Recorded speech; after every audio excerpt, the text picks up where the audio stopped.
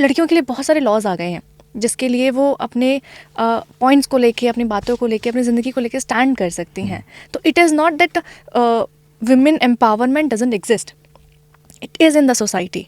But हमें ये समझना होगा कि हम जिसको फेक फेमिनिज्म कह रहे हैं, फेमिनिज्म अलग चीज़ है. फेमिनिज्म है अधिकारों को और मौक़ों को लेके बात करना. फेक फेमिनिज्म जो हमारा मुद्दा है वो ये है कि आपकी जो लड़ाई है वो है आदमियों से बराबरी करने की, आदमियों के साथ समान अधिकार पाने की नहीं, बराबरी करने की. कि अगर वो ऐसी चीज़ें कर रहे हैं, वो नशे कर रहे हैं तो मैं भी करूँगी, वो अगर गाली गलौज कर रहे हैं तो मैं भी करूँगी, वो अगर किसी से बदतमीज़ी से बात कर रहे हैं तो मैं भी करूँगी. इट इज़ लाइक कि हमने एक रेस, एक दौड़ में तो हम भाग लिए हैं, लेकिन ये नहीं पता कि उस दौड़ की मंजिल क्या है. लोगों ने एक रेस का ट्रैक ही अलग पकड़ लिया है, फेमिनिज्म का ट्रैक ही अलग पकड़ लिया है कि मैं कहाँ लड़के दिखाऊंगी कि इसने मेरे से ऐसे कैसे बदतमीज़ी से बात कर ली, देन मैं उस पर सारे जितने लॉस ठोक सकती हूँ वो सब ठोक दूंगी, क्योंकि मैं तो औरत हूँ, मैं तो दिखाऊंगी कि तुम कौन हो. मतलब women can put a fake, any fake allegation on men because she is a women. और आप औरतों से ऐसे बात नहीं कर सकते हो. आपको कोई अधिकार नहीं औरतों से तेज़ आवाज़ में बात करने का, औरतों को औरत बोलने का कि आप तो वुमेन कार्ड प्ले कर रहे हो. आप उनको बोल ही नहीं सकते हो. बट मुझे लगता है कि जितने अधिकार मर्द के हैं उतने ही अधिकार औरत के भी हैं. बिल्कुल यार, बिल्कुल अलग है. भगवान ने हमें औरत और आदमी बना के भेजा ना, नर और नारी भगवान ने बनाए. औरतों का अपना एक काम होता है.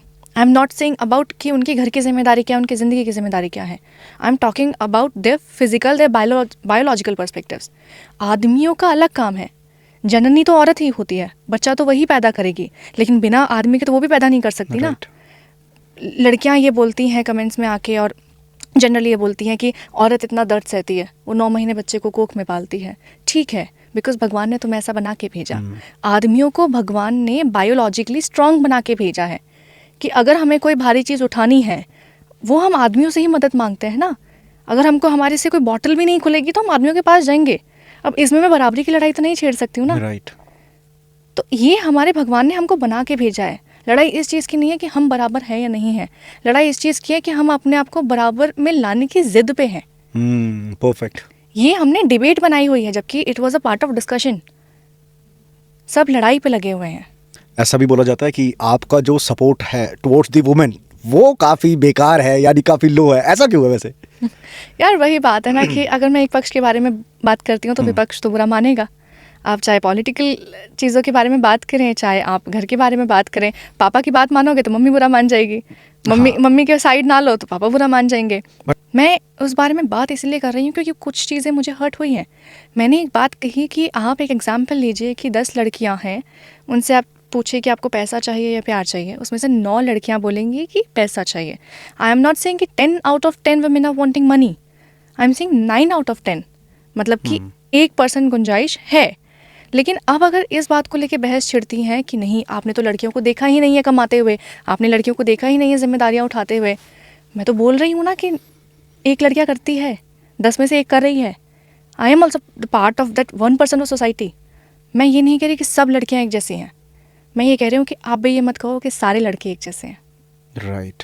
अगर आपने जैसे अभी जिम्मेदारी की बात करी जी, तो जिम्मेदारी में कहीं ये तो नहीं लिखा कि ये फीमेल ही लेगी, या जिम्मेदारी ये तो नहीं लिखा कि मेल ही लेगा. बिल्कुल वो तो इक्वल है. आप अपने रिलेशन में किस तरीके से जिम्मेदारी अपनी अपने घर में सब अपनी अपनी पूरी कर रहे हैं, तो उसमें तो मुझे लगता नहीं कि किसी को ऑब्जेक्शन होना चाहिए. बट कुछ होते हैं जो आ जाते हैं. बिल्कुल. और इन चीज़ों का ना मुझे ऐसा आजकल मैं अपने पॉडकास्ट में ना पेरेंटिंग कल्चर को लेके बहुत थोड़ा सा फोकस कर रहा हूँ. ठीक है, मेरा भी बेटा है. ठीक है, तो मुझे ऐसा लगता है कहीं ना कहीं ये चीज़ें हमें अपने पेरेंटिंग कल्चर से मिली आई हैं. धीरे धीरे जैसे जैसे जनरेशन गैप बढ़ रहा है तो वो कहीं ना कहीं वो कल्चर पीछे छूटता जा रहा है. आप क्या एडवाइस करना चाहोगे? यार मैं ये हमेशा मानती हूँ कि हमने बचपन में कहावत सुनी थी कि चैरिटी बिगिंस एट होम. कि आपको अगर कुछ भी बदलाव लाना है अपनी सोसाइटी में तो आपको वो शुरुआत घर से करनी पड़ेगी. और जब हम बच्चों को कुछ सिखाते हैं तो हम बच्चों को एक कहानी सुनाते हैं कि एक राजा था, एक रानी थी, राजा की एक जर्नी थी, रानी की एक जर्नी थी, और उस सब के बाद एक मॉरल ऑफ द स्टोरी आती है. आजकल के जनरेशन में मॉरल ऑफ द स्टोरी पे कोई नहीं जाता. जर्नी ऑफ द स्टोरी को लोग समझते हैं. राइट. अगर मैं आपको एग्जांपल दूं तो फॉर एग्जांपल मैं किसी को ये कह रही हूँ कि मैं अपने बच्चों को समझा रही हूँ फॉर एग्जांपल कि बेटा लड़ाई नहीं करनी चाहिए, झूठ नहीं बोलना चाहिए, किसी के साथ बदतमीज़ी नहीं करनी चाहिए, धोखा नहीं देना चाहिए. अगर आप ऐसा करोगे तो आपके साथ बुरा होगा. बच्चे जो हैं वो मॉरल ऑफ द स्टोरी पे नहीं जाएंगे कि ऐसा करने से सज़ा मिलती है. वो पहले करके देखेंगे. तो आप बच्चों को जैसा दिखाओगे, अगर आप उनके साथ अब्यूसिव लैंग्वेज में बात करोगे, आप अगर उनको ये सिखाओगे कि हाँ लड़कियों के साथ बदतमीज़ी करी जा सकती है, अगर आप लड़कों को ये बताओगे कि नहीं तुम्हें रोना नहीं चाहिए, क्या लड़कियों की तरह रो रहे हो, तो वो अपने एक्सप्रेशंस नहीं बता पाएंगे।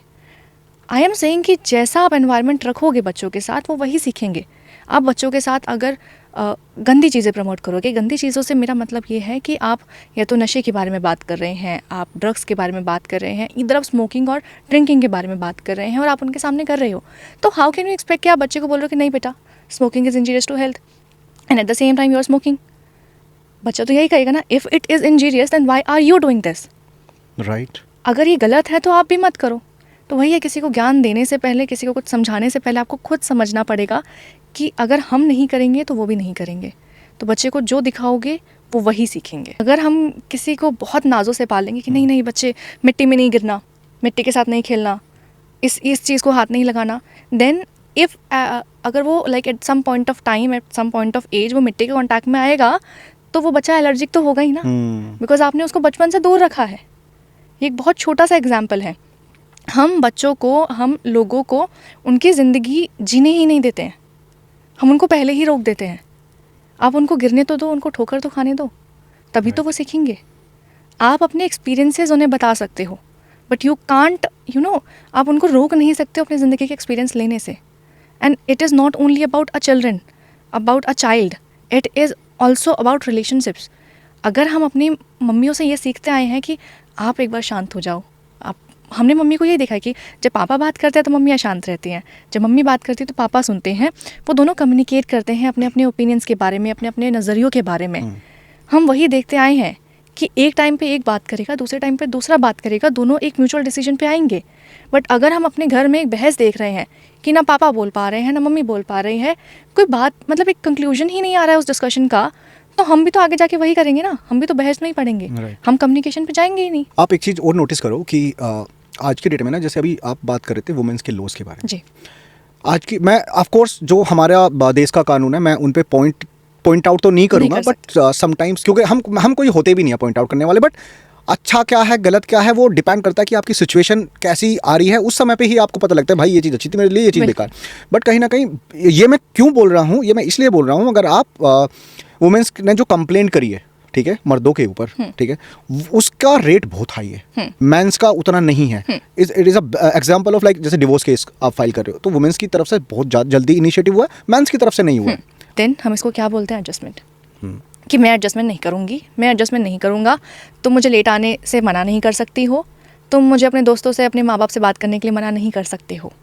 ये दो केस स्टडीज़ हैं कि आदमी किसी चीज़ से को लेके इनकार करता है और औरत किसी चीज़ को लेके इनकार करती है। हम जब लॉज के बारे में बात करते हैं, अभी एक रीसेंट लॉ पास हुआ है जिसमें कि कोर्ट ने ये स्टेट किया है कि अगर आदमी है एंड उसकी जो पार्टनर है, वाइफ है, वो ये क्लेम करती है कि मैं आपके माँ बाप के साथ नहीं रह सकती हूँ, उस ग्राउंड पे वो डिवोर्स फाइल कर सकती है। It is a law. But अगर लॉजिकली देखा जाए तो माँ बाप कहाँ जाएंगे यार? एग्जैक्टली कि अगर औरत को माँ बाप के साथ नहीं रहना है, देन वो क्या सिर्फ तुम्हारे मन की इच्छा की वजह से अपने माँ बाप को छोड़ दे? ये लड़कों के साथ इतना ज़्यादा, जो कहते हैं ना कि एक वो इंसान इतना टूट जाता है उस पॉइंट पे जब एक लड़की आके ये बोलती है कि मुझे तुम्हारे माँ बाप के साथ नहीं रहना, मुझे तुम्हारी मम्मी की बातें नहीं पसंद, मुझे तुम्हारे पापा नहीं पसंद, मुझे तुम्हारे घर में XYZ चीज़ें नहीं पसंद, मैं नहीं रह सकती। अगर तुम्हें मेरे साथ रहना तो तुमको सब कुछ छोड़ना पड़ेगा। जो मैंने कही थी आपसे कि एक बदलाव होता है, बदलाव दो तरीके के होते हैं, और ये जो बदलाव है ना, जिसमें आपके माँ बाप को आपसे अलग किया जाता है, जिसमें आपकी पूरी ज़िंदगी को आपसे अलग किया जाता है, वो आपके वजूद के साथ समझौता होता है।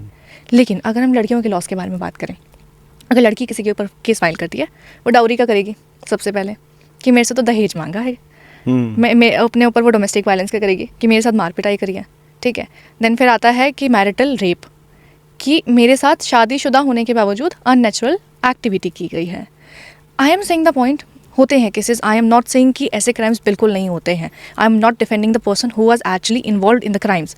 आई एम सेइंग कि अगर कोई लड़की ऐसे फेक एलिगेशंस लगा रही है, तो डाउरी के केस में 8 साल गुजर गए हैं, 10 साल गुजर गए हैं शादी के, और आप 10 साल बाद आके अपनी छोटी सी एक अनबन के ऊपर आप आके क्लेम करते हो कि मेरे से दहेज मांगा गया है।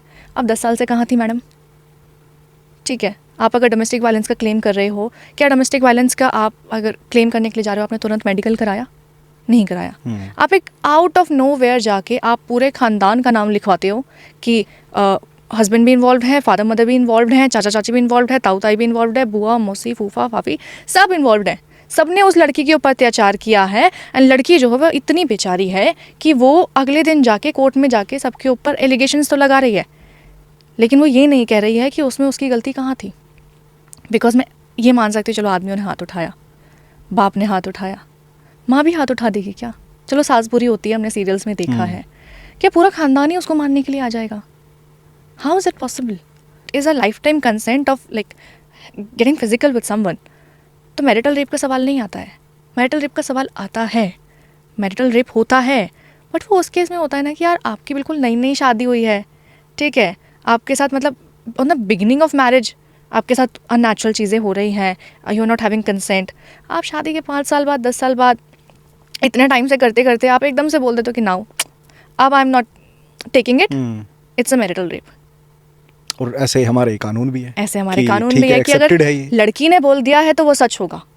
मैंने एक केस स्टडी पढ़ी थी जिसमें कि एक लड़की ने फेक एलिगेशंस लगाए थे एक आदमी के ऊपर, दहेज का और मारपिटाई का केस लगाया था। वो आदमी 8 साल जेल में रहा था फॉर दैट वर्डिक्ट।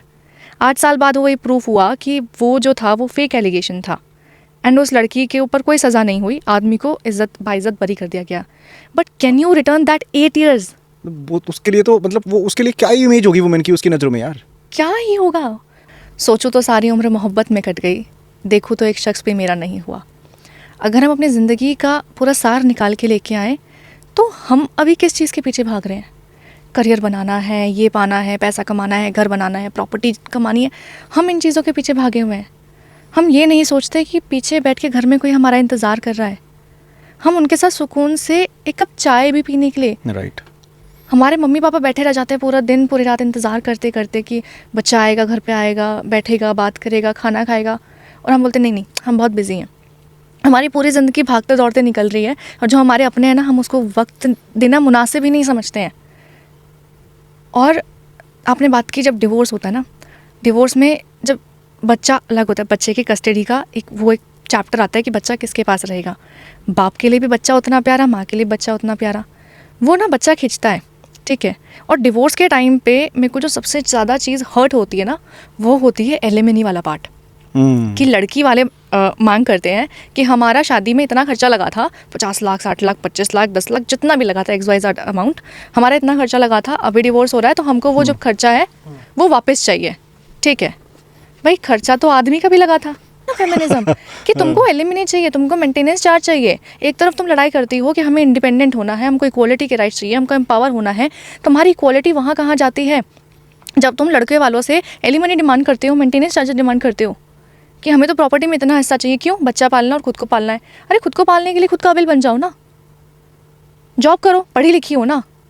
अरे पढ़ी लिखी नहीं भी हो तो भी तुम्हारे लिए नौकरी है, सिलाई कढ़ाई की जॉब है, मजदूरी की जॉब है, B anyone you want, be anything you can do. But उस लड़के के मतलब लड़के वालों के पास पैसा अगर नहीं भी होगा ना, एक लॉ है कि बच्चे का अपने बाप की प्रॉपर्टी पे कोई हक नहीं होता, ठीक है, लेकिन बच्चे का अपने दादा लाई की प्रॉपर्टी पर हक होता है, ठीक है। दादा ने मेहनत कर करके जोड़ लिया, ठीक है। अभी एक आउट ऑफ नोवेयर एक लड़की आके डिवोर्स क्लेम कर रही है और क्लेम कर रही है कि जो तुम्हारे बाप की प्रॉपर्टी है उस पर मैं हक ले लूँगी अपने बच्चे के ऊपर, हाँ, जो भी सेपरेशन के टाइम पे जाएंगे, सेपरेशन के टाइम पे। तो मेरा वही पॉइंट है कि वाई तुमको अपनी ज़िंदगी में ज़िंदगी जीने के लिए दूसरों का पैसा क्यों चाहिए?